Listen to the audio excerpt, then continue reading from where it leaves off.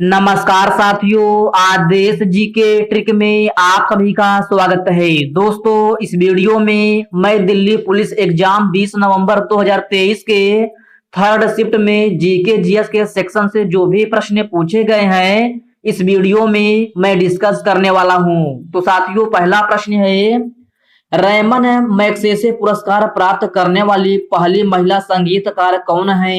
तो साथियों, Ramon Magsaysay पुरस्कार प्राप्त करने वाली पहली महिला संगीतकार एमएस सुब्बालक्ष्मी हैं। नेक्स्ट क्वेश्चन है, शिक्षा का अधिकार किस संविधान संशोधन के द्वारा जोड़ा गया था? तो साथियों, शिक्षा का अधिकार 86वां संविधान संशोधन 2002 के द्वारा जोड़ा गया था। ओके फ्रेंड्स, नेक्स्ट क्वेश्चन है, बादशाहनामा पुस्तक के लेखक कौन है? तो साथियों, आपसे पूछा गया था बादशाहनामा पुस्तक के लेखक कौन है? तो साथियों, यह है अब्दुल हमीद लाहौरी हैं। कौन है? अब्दुल हमीद लाहौरी। और साथियों, अगर आपसे पूछा जाए कि अकबरनामा पुस्तक के लेखक कौन है? तो साथियों, अकबरनामा पुस्तक के लेखक है अबुल फजल हैं। नेक्स्ट क्वेश्चन है, राज्य की परिभाषा नीति निर्देशक तत्व के किस संविधान में दी गई है? तो साथियों, यह है अनुच्छेद 36 में दी गई है। किसमें? अनुच्छेद 36 में। ओके फ्रेंड्स, इसको आप याद रखिएगा। नेक्स्ट क्वेश्चन है, 12वीं पंचवर्षीय योजना की समाप्ति किस वर्ष हुई थी? तो साथियों, आपसे पूछा गया था कि 12वीं पंचवर्षीय योजना की समाप्ति किस वर्ष हुई थी? तो साथियों, यह 2017 में हुई थी। और साथियों, 12वीं पंचवर्षीय योजना का कार्यकाल कितना था? तो साथियों, 12वीं पंचवर्षीय योजना का कार्यकाल है 2012 से लेकर के 2017 तक था।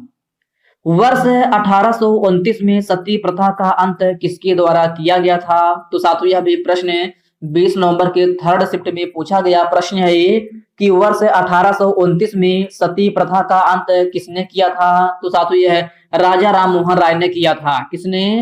राजा राम मोहन राय ने। नेक्स्ट क्वेश्चन है, राग दरबारी पुस्तक के लेखक या लेखिका कौन है? तो साथियों, यह श्री लाल शुक्ल हैं। कौन है? श्री लाल शुक्ल। लॉर्ड कर्जन का शासन काल कब से कब तक था? तो साथियों, यह भी प्रश्न 20 नवंबर की थर्ड शिफ्ट में पूछा गया प्रश्न है ये कि लॉर्ड कर्जन का शासन काल कब से कब तक था? तो साथियों, यह 1899 से लेकर के 1905 तक था। ओके फ्रेंड्स, इसको आप याद रखिएगा। नेक्स्ट क्वेश्चन है, मुगल काल में बादशाह किसे कहा जाता था? तो साथियों, कुछ इस प्रकार से प्रश्न पूछा गया था कि मुगल काल में बादशाह किसे कहा जाता था? तो साथियों, यह मुगल शासकों को कहा जाता था। किसको? मुगल शासकों को। पादप जगत का उभयचर किसे कहा जाता है? तो मेरे प्यारे साथियों, पादप जगत का उभयचर ब्रायोफाइटा को कहा जाता है। किसको? ब्रायोफाइटा को। पंडित बिरजू महाराज का संबंध किस शास्त्रीय लोक की नृत्य शैली से है? तो साथियों, पंडित बिरजू महाराज का संबंध कथक नृत्य शैली से है। और साथियों, कथक नृत्य शैली किस राज्य की है? तो साथियों, यह उत्तर प्रदेश की है। कहाँ की? उत्तर प्रदेश की। नेक्स्ट क्वेश्चन है, गुलिवर ट्रेवल्स नामक पुस्तक के लेखक या लेखिका कौन है? तो साथियों, यह भी प्रश्न 20 नवंबर के थर्ड शिफ्ट में पूछा गया प्रश्न है ये कि गुलिवर ट्रेवल्स नामक पुस्तक के लेखक कौन है? तो साथियों, यह जोनाथन स्विफ्ट हैं। कौन? Jonathan Swift.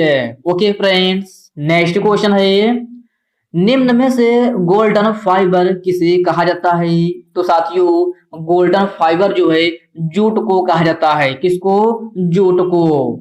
नेक्स्ट क्वेश्चन है, विधान परिषद को भंग करने की शक्ति किसके पास है? तो साथियों, आपसे पूछा गया था कि विधान परिषद को कौन भंग कर सकता है? तो साथियों, यह संसद के द्वारा इसे समाप्त किया जा सकता है। और साथियों, अगर आपसे पूछा जाए कि विधान सभा को कौन भंग कर सकता है, तो यह राज्यपाल कर सकता है मुख्यमंत्री के निर्देश पर। मृत्यु दंड को किसके द्वारा क्षमा किया जा सकता है? तो साथियों, मृत्यु दंड को राष्ट्रपति के द्वारा क्षमा किया जा सकता है। ओके फ्रेंड्स, इसको आप याद रखिएगा। यह भी प्रश्न 20 नवंबर के थर्ड शिफ्ट में पूछा गया प्रश्न है।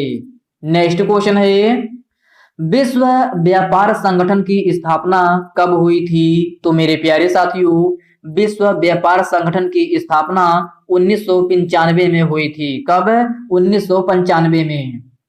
अमरावती कहाँ पर अवस्थित है? तो साथियों आपसे पूछा गया था कि अमरावती कहाँ पर अवस्थित है। तो साथियों यह बेसिकली आंध्र प्रदेश में स्थित है, लेकिन आपका ऑप्शन नहीं मिल पाया था कि अमरावती कोई जिला पूछा गया था या फिर कोई पहाड़ी वगैरह कुछ से पूछा गया होगा। लेकिन मेरे अकॉर्डिंग इसका आंसर जो है अमरावती आंध्र प्रदेश में स्थित है। अब आप लोग अपने ऑप्शन के अकॉर्डिंग देख लीजिएगा, क्योंकि ऑप्शन तो हमें नहीं मिल पाया था कि आपका जिला दिया गया था या फिर कोई शहर दिया गया था, तो आप लोग देख लीजिएगा। नेक्स्ट क्वेश्चन है, जनगणना 2011 के अनुसार शिशु लिंगानुपात कितना है? तो साथियों जनगणना 2011 के अनुसार 0 से 6 वर्ष के बच्चों का लिंगानुपात जो है 919 है। कितना? 919।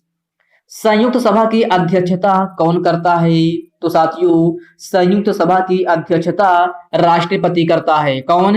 राष्ट्रपति। और साथियों संयुक्त सभा की बैठक दोनों सदनों की बैठक जो है किस अनुच्छेद के तहत है? तो साथियों यह अनुच्छेद 108 के तहत किया जाता है। नेक्स्ट क्वेश्चन है,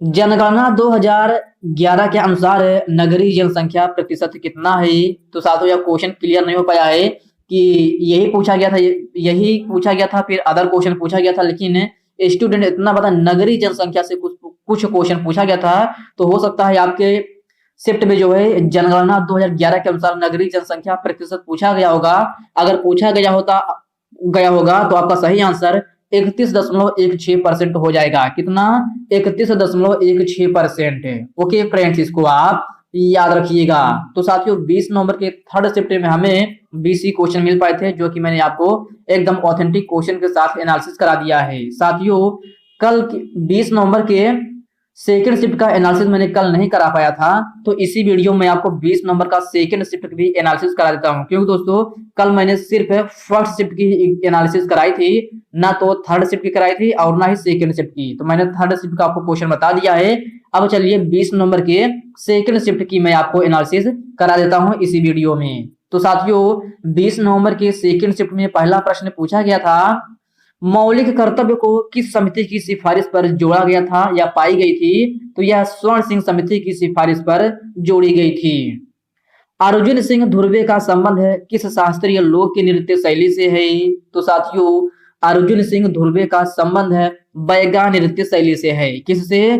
बैगा नृत्य शैली से। ओके फ्रेंड्स, इसको आप याद रखिएगा। यह प्रश्न 20 नवंबर के सेकंड शिफ्ट में पूछा गया प्रश्न है।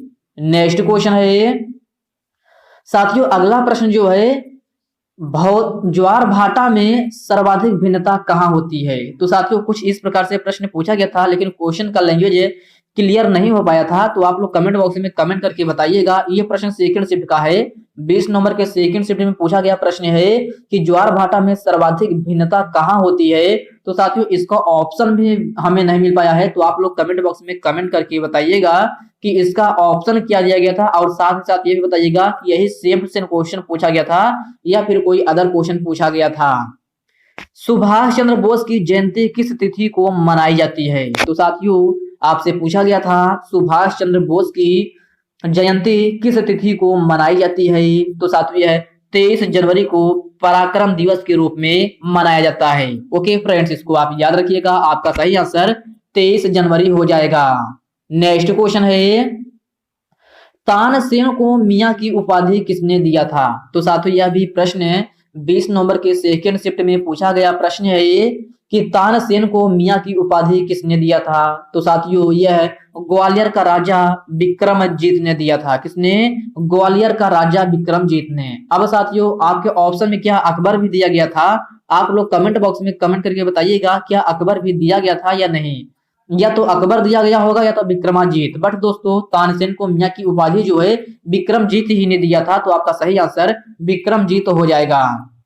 वर्ष 1925 में कम्युनिस्ट पार्टी का पहला सम्मेलन कहाँ हुआ था? तो मेरे प्यारे साथियों वर्ष 1925 में कम्युनिस्ट पार्टी का पहला सम्मेलन कानपुर में हुआ था। कहाँ? कानपुर में। और साथियों वर्ष 1925 में कम्युनिस्ट पार्टी का स्थापना किसने किया था? तो यह M.N. राय ने किया था। किसने? M.N. राय ने। ओके फ्रेंड्स, इसको आप याद रखिएगा। नेक्स्ट क्वेश्चन है, माई कंट्री माई लाइफ नामक पुस्तक के लेखक या लेखिका कौन है? तो साथियों, माई कंट्री माई लाइफ नामक पुस्तक के लेखक या लेखिका लाल कृष्ण आडवाणी हैं। कौन है? लाल कृष्ण आडवाणी।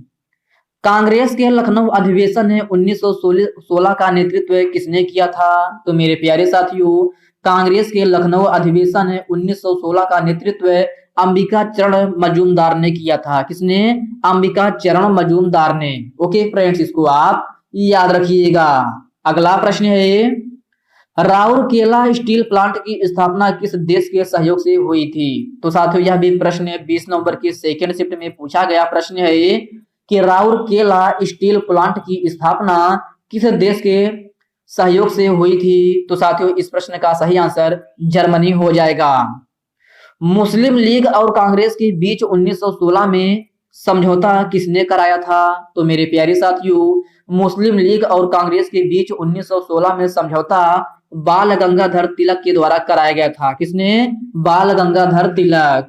नेक्स्ट क्वेश्चन है, हरिकेन तूफान किस महासागर में आता है? तो साथियों, हरिकेन तूफान जो है प्रशांत महासागर में आया था। किसमें? प्रशांत महासागर में। ओके फ्रेंड्स, किस घटना के बाद असहयोग आंदोलन को बंद करना पड़ा था? तो साथियों, यह प्रश्न भी 20 नवंबर के सेकेंड शिफ्ट में पूछा गया प्रश्न है कि किस घटना के बाद असहयोग आंदोलन को बंद करना पड़ा था? तो ये साथियों, यह है चौरी चौरा कांड की घटना के दौरान जो है असहयोग आंदोलन को बंद करना पड़ा था। ओके फ्रेंड्स, इसको आप याद रखिएगा। आपका सही आंसर चौरी चौरा का कांड हो जाएगा।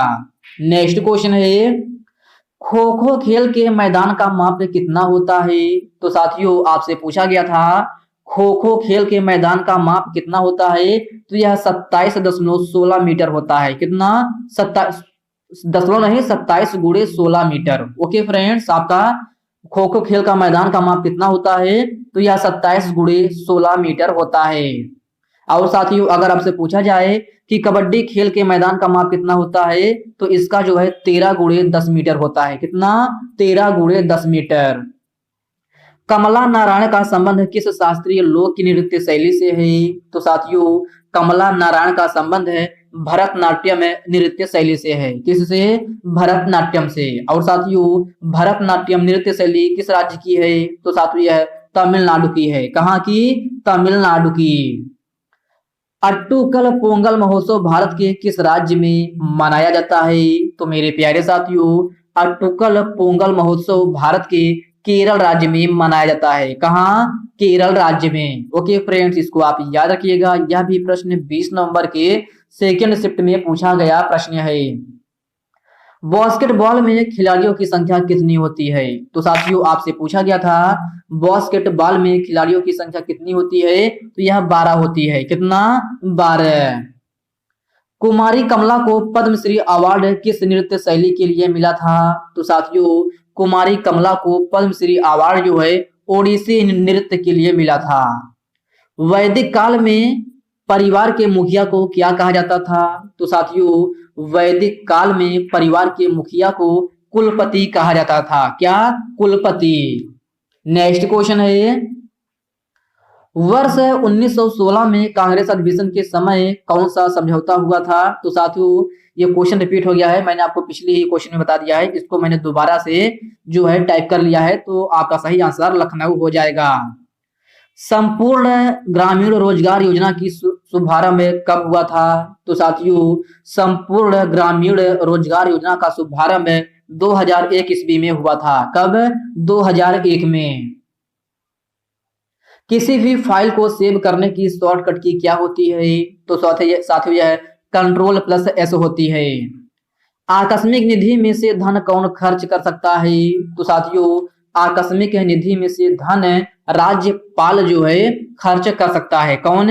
राज्यपाल है। और साथियों, यह किस अनुच्छेद में है आकस्मिक निधि? तो यह अनुच्छेद 267 में है। किसमें? अनुच्छेद 267 में। ओके फ्रेंड्स, इसको आप याद रखिएगा। तो साथियों, आज की इस वीडियो में बस इतने प्रश्न है। साथियों, यह वीडियो आपको कैसी लगी आप कमेंट बॉक्स में कमेंट करके जरूर बताइएगा।